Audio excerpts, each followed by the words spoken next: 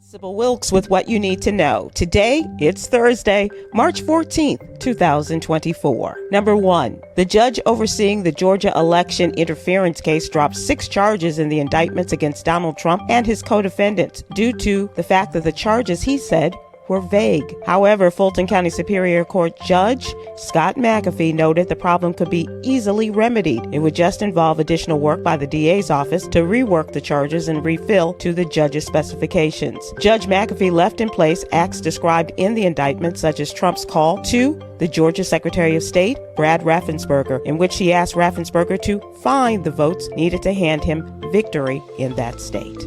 Number 2, Black activists, political leaders, and supporters of DEI programs are calling for a boycott of colleges and universities in response to the rising tide of anti-diversity, equity, and inclusion legislation sweeping across several states. This call to action targets states that have either promoted or passed anti-DEI policies, with Florida being a focal point due to recent legislative actions. The NAACP has even urged current and prospective Black student athletes to reconsider attending predominantly white institutions in the Sunshine State. Number 3, in our Life's Essential 8 series, we are now looking at how to quit tobacco. The first step to quitting smoking, vaping, and using tobacco is to understand the risks and health effects for you and your family. Smoking is the most preventable cause of death in the U.S. It's linked to about 1/3 of all deaths from heart disease and 90% of lung cancers. Read more from the American Heart Association about the benefits of quitting smoking and tips on how to kick the habit in today's newsletter.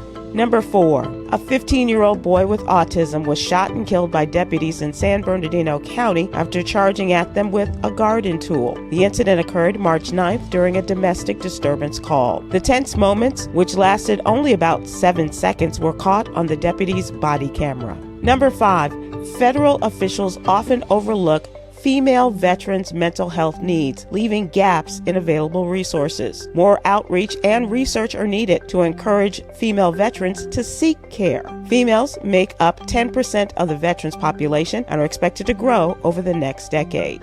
Here's your daily inspiration from Yogi's Jewels. A gentle approach to oneself is an act of self-love. All right. Join me today live on YouTube and Facebook at 7 p.m. Eastern, 6 p.m. Central with mental health and wellness contributor Aprilette Russell as we discuss today's top headlines and more. I'm Sybil Wilkes. Be informed, be empowered.